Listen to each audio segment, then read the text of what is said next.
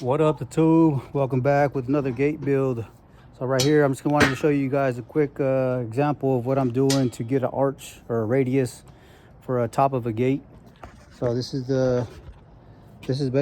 my piece here. It's a 2x3. The section here is a 2x3, 14 gauge tubing. I just wanted to show you guys. So what I do here, I did some relief cuts every 6 inches.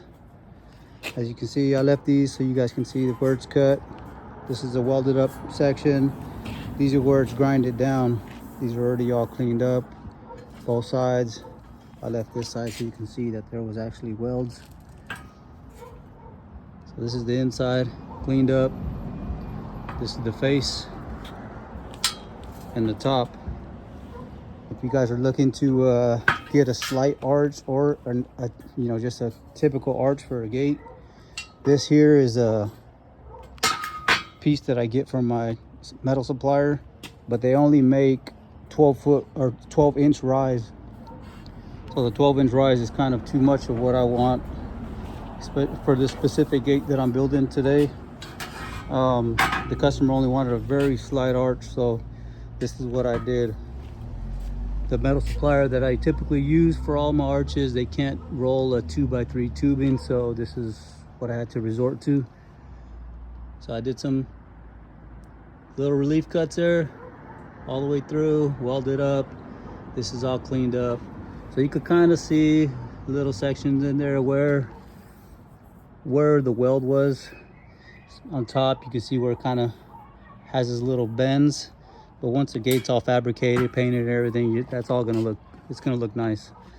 So this is it. This is the little arch that I'm doing here. I'm gonna weld all these up, get them cleaned up, and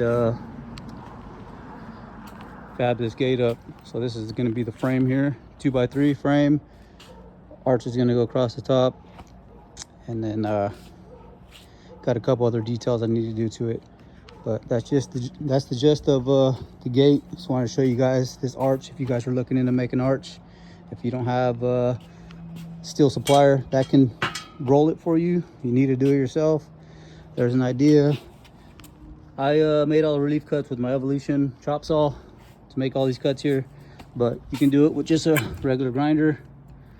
What I do, I feather all the welds with a 40 grit. You can go 60, 80, whatever you feel comfortable with, but that's what I use. Just let the grinder do its work, and you won't put too many gouges in the steel. This is another thing that I use just to buff it out, finish it up.